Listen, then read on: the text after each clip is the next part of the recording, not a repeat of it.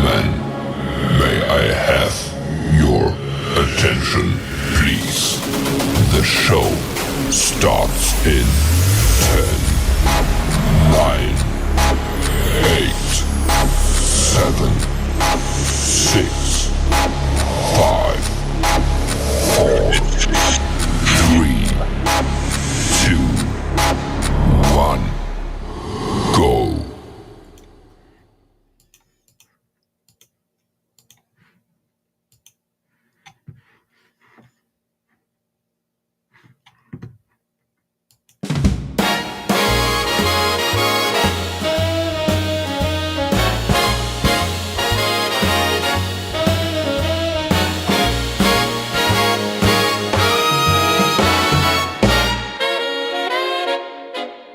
To live and die in Dixie, oh, what a sweet refrain. With trumpets wailing bright as the morning train, where the river hums a tune and the willows sway again. Oh, the stars, they twinkle like a slide trombone, and the saxophones croon of a land we call home. Let us cross, oh, cross that shining stream, where the trees whisper soft in a dream. Rest in the shade where the good Lord decrees to live and die in Dixie. Oh, sweet memories.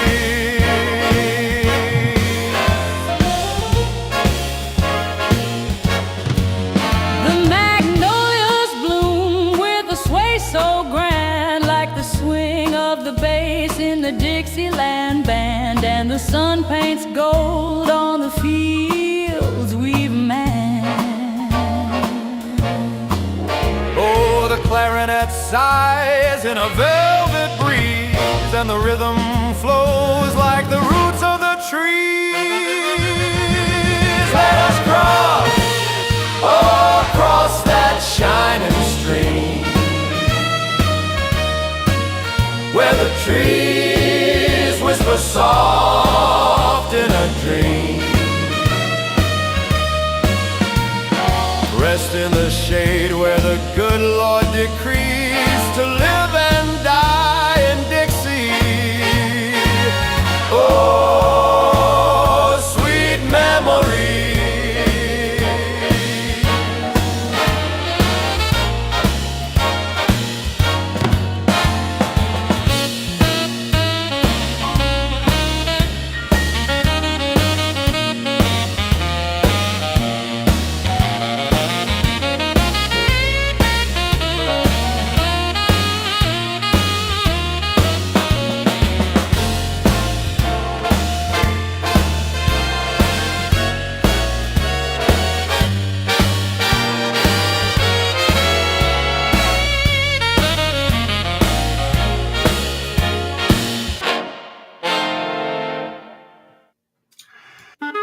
Okay, look at a little bit of 40s jag going on here. Yeah, I love it.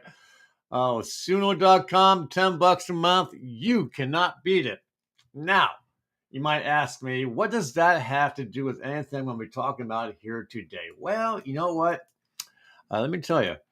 That song was created by this quote by Lieutenant General Thomas Jonathan Stonewall Jackson. And here it is, quote, "To live and die in Dixie is such a great honor. And when the good Lord calls us home, let us cross over the river and rest under the shade of the trees." Now, I took that couple of lines, plugged it into Suno, and the AI did the rest. And I'm going to tell you what, I love it. I love it. I love it. So look, folks, I'm here because Terry Author, hey, thank you for joining, Terry.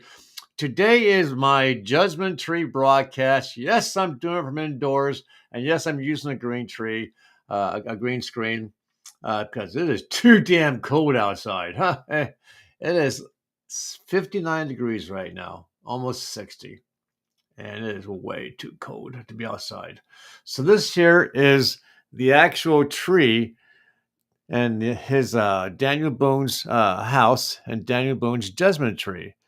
And yes, it is a real thing. Terry, I'm not sure if you have seen my broadcast before, but I am distantly related to Daniel Boone.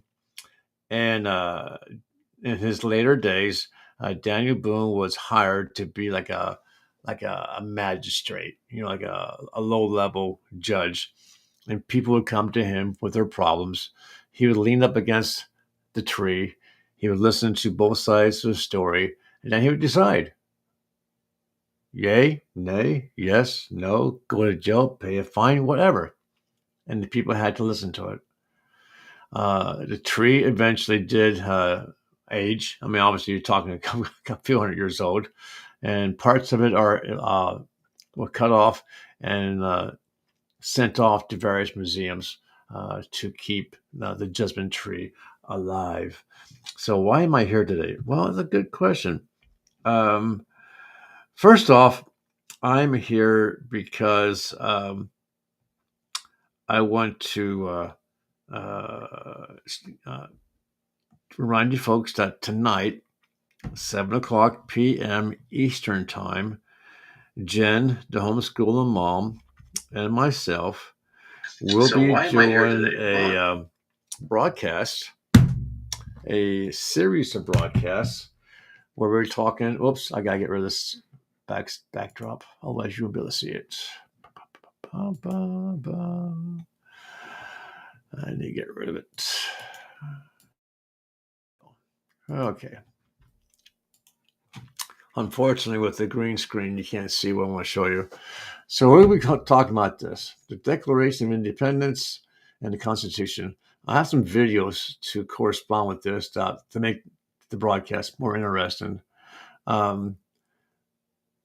It almost seems like we need a refresher course. I remember when I was in high school, we talked about this, okay? But it's been a long time since I've been in high school. Well, let me tell you, a long time. And a refresher course and what this means to us as American citizens is important, okay? And I got some interesting videos to go along with it, so it won't be like a boring, classroom. There'll be no tests, there'll be no pop quizzes, nothing like that. Don't take notes. But if you want to participate and talk, that'd be great. If you want to become part of the broadcast, let me know. I'll send you a link, and you can be part of the broadcast. We're going to interject this Constitution with this one here, the Constitution of the Confederate States of America. Two very important documents of which we'll be talking about both. Just be Jen and myself, no special guests unless someone wants to jump on and be part of the broadcast. I would never deny anyone as long as you come into the broadcast with decency, with honor, with respect for everybody present and the topic that we're talking about. Okay. Jen and I are having a broadcast Tuesdays and Thursdays, 7 p.m. Eastern Time. The Thursday broadcast is going to be something very interesting. Jen brought it to my attention, and she had a very keen, I won't say joy, but she's very much interested in the topic of ghosts of Gettysburg. And I had... as a genealogist, I have a huge, I've got a fairly sizable library of books and magazines that I use for my broadcast, use for my research and so forth. And along the ways, people will give me their books instead of throwing them out in the trash. They'll say, "Hey, Randy, you want these?" And I say, "Yeah, I'll take them. Yeah, absolutely." So I had two of them. I had this one here, which is turned out to be the very first one, and apparently the very last one. More Ghosts of Gettysburg. Now, this guy, Mark Nesbitt, his information is so spot on that the folks in Gettysburg actually hired him to do ghost tours and to represent Gettysburg and the battleground itself. So I found out that he actually had more than just these 2 books. In fact, he has a total of 9. The 9th one, unfortunately, is in the form of a Kindle. And, I'm old school. I like to hold the book in my hand and read it. So I'm going to try and find that 9th book in paperback form if I can. If not, to keep the series, I'm going to have to actually buy the whole thing. Actually, books, I think it's 3 through 9, are actually all on Kindle for $27. Would I buy it? I'll be doubling up. I don't know. I'll probably just buy the 9th one for $5, but we'll see. We'll see. So we're going to be discussing the Ghosts of Gettysburg. I got some videos. A friend of mine, Michael Anthony, who has been on Facebook for a long time, I think he's taken a step back into semi-retirement for now, and he has during the night last night sent me a lot of things about ghosts. I haven't had a chance to look at them yet, but a quick spot check of them, they looked interesting. So I'm going to look at them and do some more further research on them, and I'll probably make use of them as well. Also, as you folks know, Jen and I have been reviewing Matthew Holmes' books. He has 6 of them, and he has 2 more in the process of being completed. But we were doing a bi-weekly broadcast concerning his books. The last book that I got of Matthew's is this big puppy. I just started reading this one here, so this is going to be a slow go. So I'm hoping to have this done by Christmas time. And this puppy cost me $25. It wasn't cheap, but I'm sure it's going to be well worth the $25 reading it. As you all know, yesterday was the release of the hostages, both the Israelis as well as the terrorists. And I don't know if you took notice or heard, but soon after the terrorists were released back into Hamas, they started killing each other. Go figure. Terrorists don't kill. No, of course not. And they actually they did it on video, live video. They lined them up on their knees and they shot them in the back of the head. Live TV. I knew it was going to happen. When those 2,000 terrorists were released, they're going to pick up their weapons and they're going to start killing again. And that's what they did. I'm sorry. I think they should be wiped out. My personal opinion, for what it's worth. If you can't live with your fellow mankind, then there's no place on earth for you. If you want to start killing as soon as you get released, there's something wrong with that. Absolutely something wrong with that. To Mr. Arthur, may I ask you what group you're watching me from, so I know where to market my broadcast to. And if you have any questions for me, let me know that as well. My Judgment Tree broadcasts are never very long. They're always meant to be under 30 minutes, unless someone happens to be watching and decides they want to jump on and become part of the broadcast. But it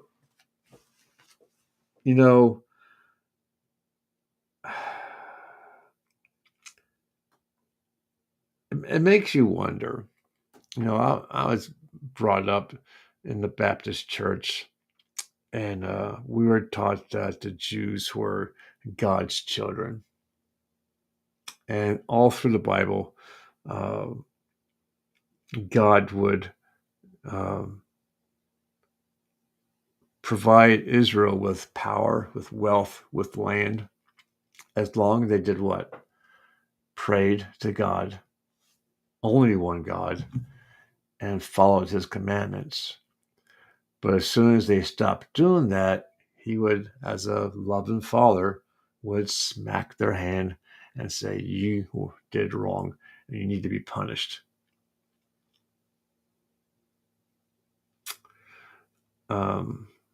And throughout their history, that's what they did. They followed God. They were held in high respect. They went against God. They went into slavery. They fell in love with God again. They were, once again, given high respect. They went against God. They went to war. And you would think that they would learn. Hopefully, this last horrific act against the Israeli people will teach them enough is enough. Follow God, and he will continue to strengthen you and protect you. So, I don't know what else I wanted to say today, other than about the release of the hostages. It was my understanding there were supposed to be 28 deceased hostages. As I understood, as of last I heard, there are only 5 deceased were released. Someone happened to deal with 23. And of course, the ones who survived the horrific treatment, they're going to need a lot of love, a lot of psychological help to get over it. All what they experienced, what they saw, what they heard. How can a person do that against someone else? This blows my mind. It really does. So look, I just wanted to jump on here real quick and do nothing more than that. I hope you appreciate the song, like the song. I thought it was kind of cute. Not cute. Cute isn't the right word. I thought it was neat. I chose the music style, which was the 40s big band. But it almost sounded like Frank Sinatra was singing. And I love it. For $10 a month, you can't beat that. You really can't. So look, Terry, if you're not, I'm not sure if Terry's still with us or not, but I'm going to jump off here. I got a lot of work to do. I got clients to take care of for genealogy. If you have any questions about your family history and you want someone like myself to do the research for you, I'm very cheap. Reach out to me and talk, and we'll discuss my fees and what you get in return for it. Otherwise, I'm going to do one other thing here. There was another with Suno. When Suno creates a song, it gives you 2 choices. I'm not sure why, other than the fact that the second choice is slightly different. So here's going to be the same bass words, which was a quote from General Jackson, but this to a different style.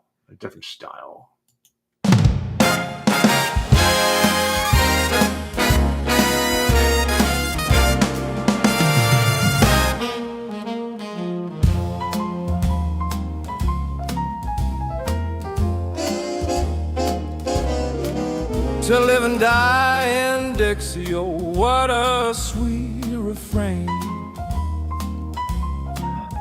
With trumpets wailing bright as the morning train,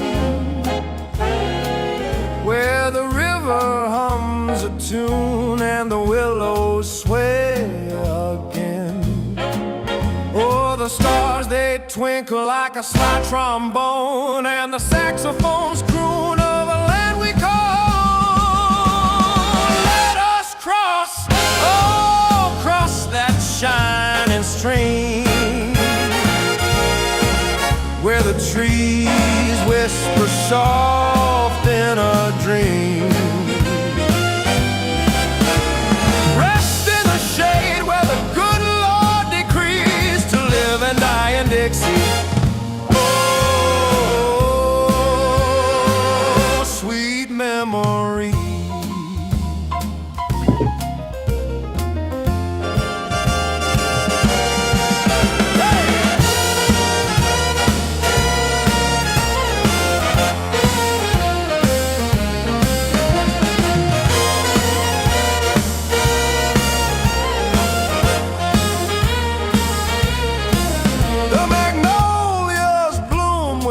sway so grand, like the swing of the bass in the Dixieland band. And the sun paints gold on the fields we man, or the clarinet sighs in a velvet breeze, and the rhythm flows like the roots of the trees. Let us cross, oh, cross that shining stream, where the trees whisper soft in a dream. Rest in the shade where the good Lord decrees to live and die in Dixie. Oh, sweet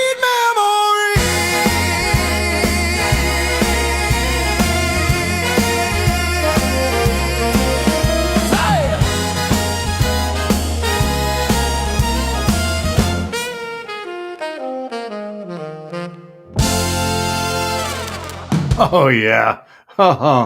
I'm sorry. You just can't beat that for anything. I love it. I love it. I love it. I love it. So, folks, that's it for me. Again, it was unannounced, unscheduled, and I appreciate the fact that Terry came and said howdy. Don't forget tonight, 7 o'clock p.m. Eastern Time, Jen Woodruff, the homeschooling mom, and myself will be discussing the Constitution. So, with that in mind, you take care and have a great rest of your day. Bye.